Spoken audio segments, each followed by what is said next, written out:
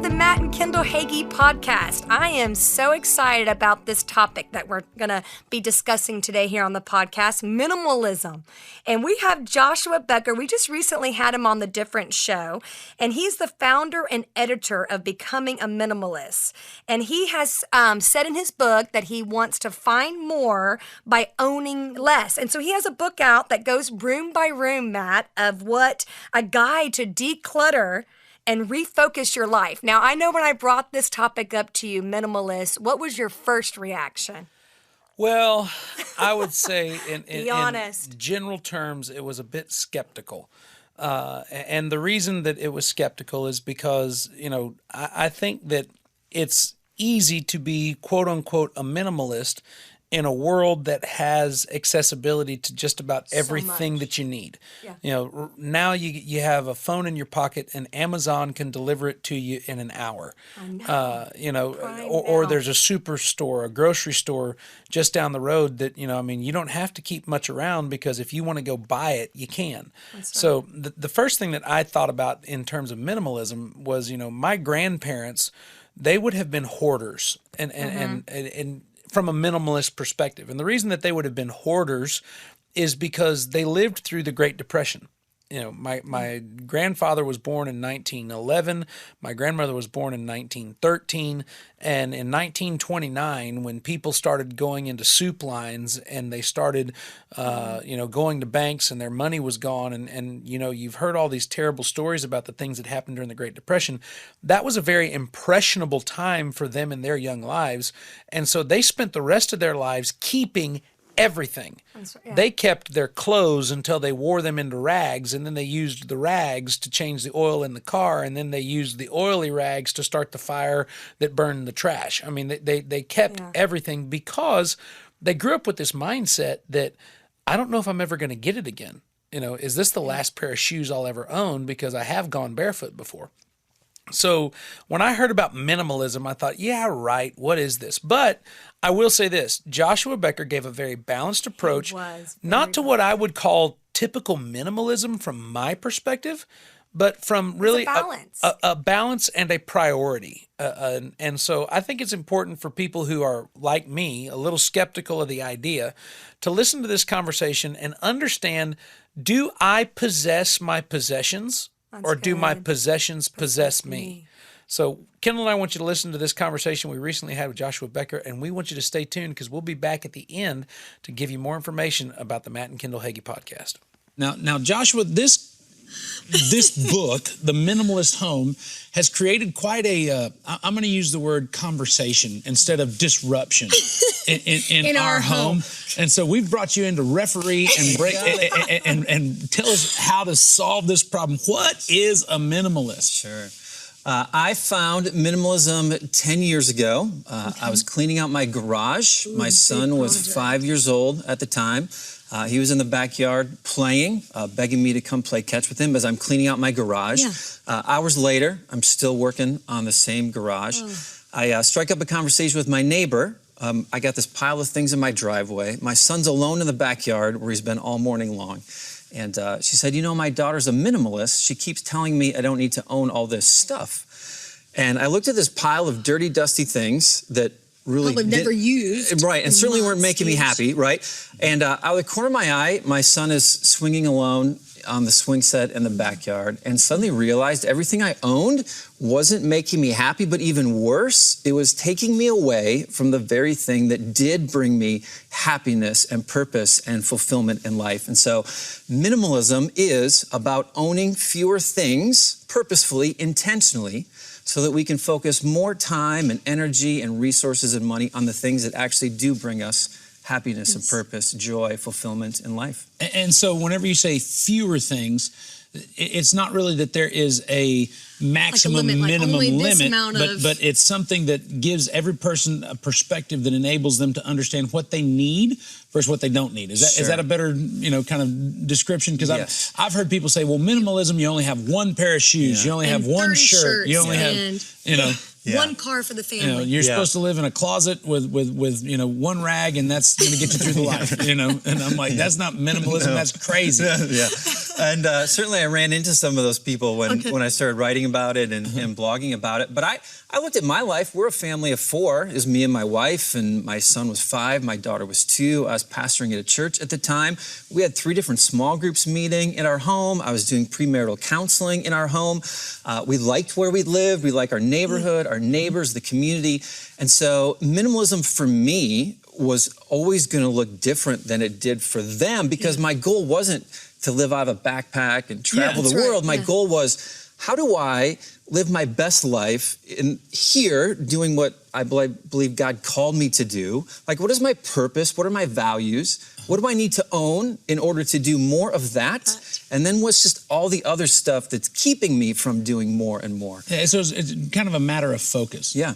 And it'll look very different. I was going to say, for a family of 6, we have 4 kids, Yeah. teenagers and young. So our, clutter someone who loves, everybody. Someone who lives in the city is going to be different than someone in the suburbs. country. A minimalist farmer is going to own something different than a minimalist writer. For example, like we have 2 boys and 2 girls. Well, our 2 boys are 11 and 9. So we will keep almost all of the clothes that our 11-year-old grows out of, because it's just a matter of months before the 9-year-old grows into them. Yep. We get rid of almost all the clothes that our 13-year-old grows out of, because by the time our 5-year-old gets to fitting into them, she's not going to want them. So there's just different dynamics where somebody look at it and say, well, why are you saving all that stuff? Well, I'm saving it so I don't have to buy it again.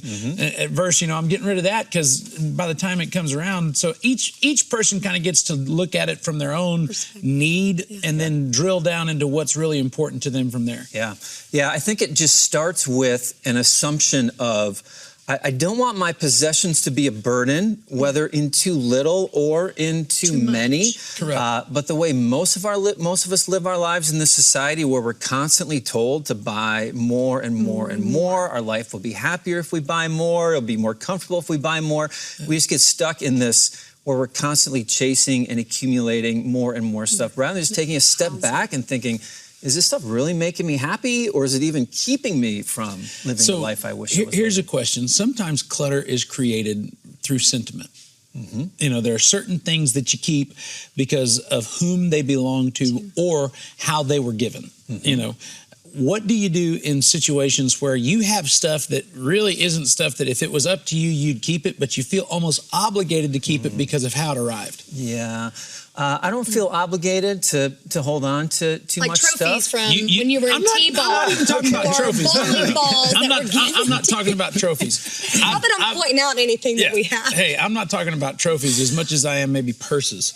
My grandma This gave is me great. this purse. Yeah, well, she's dead. Is this where I start reveling? So, no. I'm talking about, sentimental things. There's a drawer where I keep knives, and they look like they are old, decrepit knives, but one was my grandfather's fishing knife and another belonged to a very valued church member. And so, they're kind of keepsakes and mementos that if somebody were to walk in a genuine, small footprint, mindset, they'd go, you don't need that drawer. And they're right.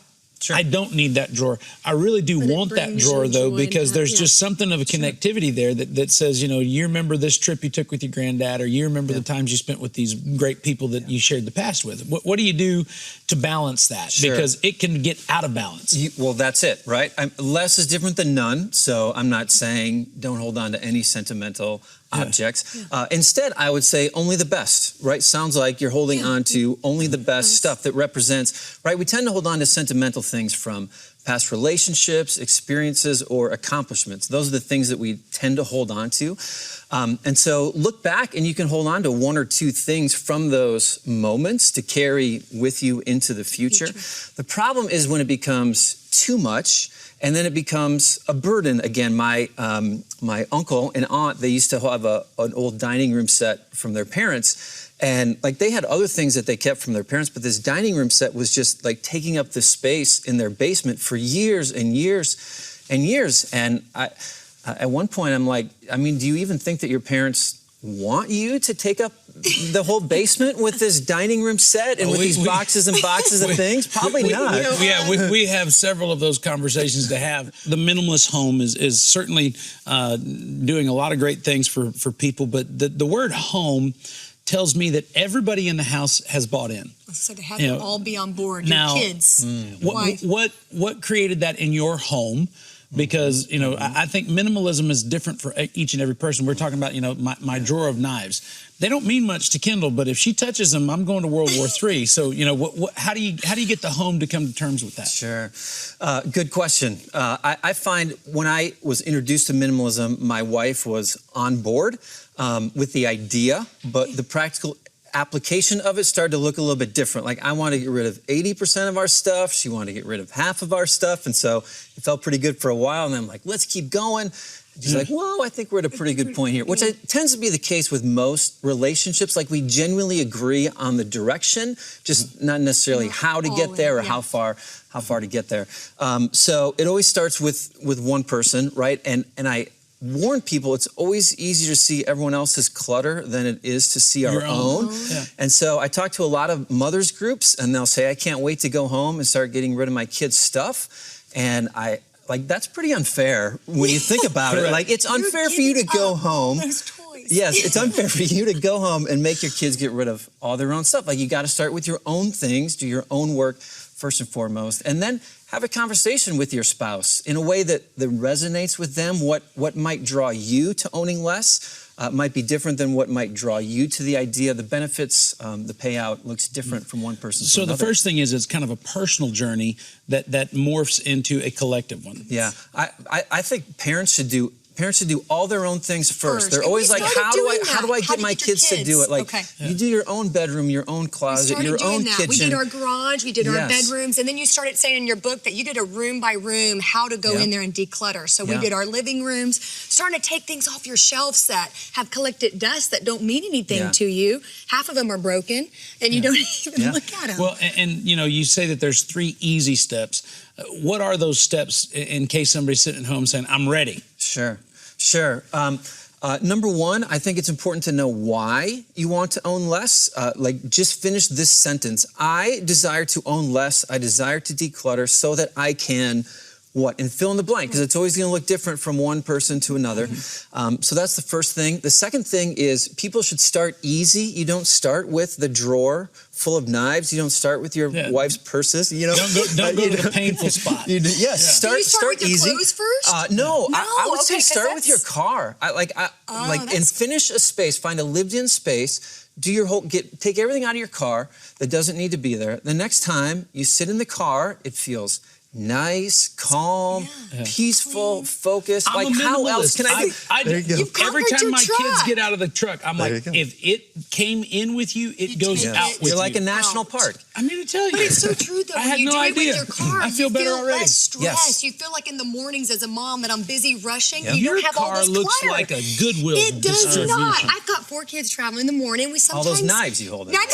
She's got weapons in there. Don't kid yourself. It's Texas. That's great, though. But you just say go room by room, and you don't have to do it all at once. You don't have to stress yourself out and do it all in one day. It's a little bit like running a marathon. Like, you don't get up and run 26 miles. You do 1 room, 1 mile, 1.5 miles. So do your car, do your living room, bedroom, closet. Kind of work your way easiest to hardest. So I'll give you 1/3 more step. Yeah, so that's step 2. What's 3?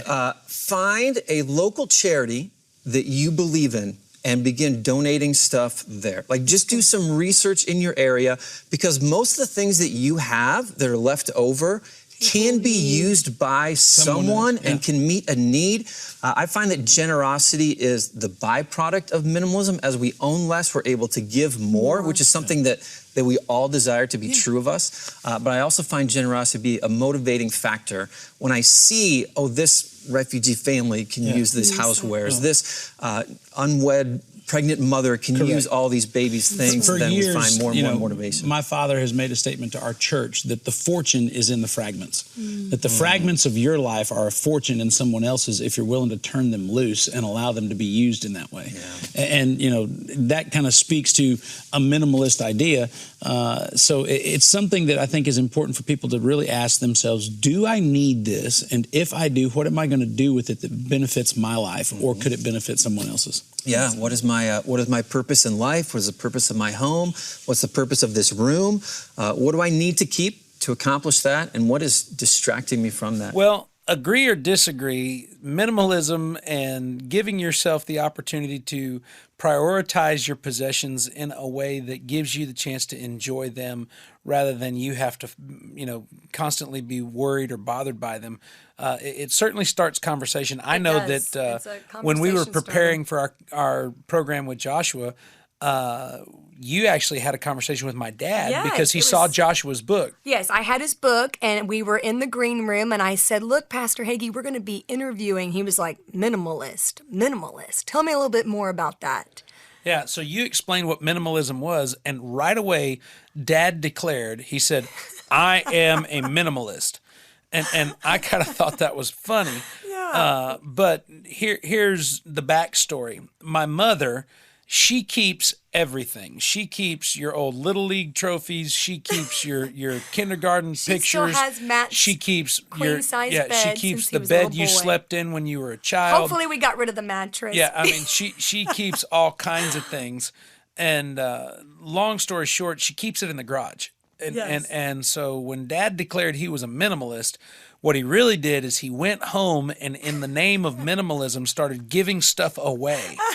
And I really have trouble allowing him to be self-defined as a minimalist when what he's giving away is somebody else's stuff. So, the jury's still out on that. But I think it's important for people to understand that, the things that you have are blessings. And if those blessings can be shared with others to bless them as well, then in some ways you increase the blessing. If you keep everything for yourself, then it becomes a burden because you have to maintain it. We started doing that in our garage. We had 8 bikes that have just kind of collected from your first child. Your you kids save grow. it, and they grow so quickly that you keep on saving bikes. It's easy to accumulate stuff if you're not careful, and then turn around and look at it and go, does this blessing belong to somebody else? And we got rid of bikes, and we got rid of bikes. We're starting to declutter, and it's spring cleaning, ladies and gentlemen. So Matt was very willing to get out in the garage, and we're going to tackle his closet next. Why are we going to tackle my closet? Let's start by tackling your closet. We're going to slowly do this together, but room by room, declutter, de-stress your life. It's that time of year to go through your closet because it's spring cleaning. You get rid of what doesn't fit, and you bring in the spring. Who's excited about spring cleaning?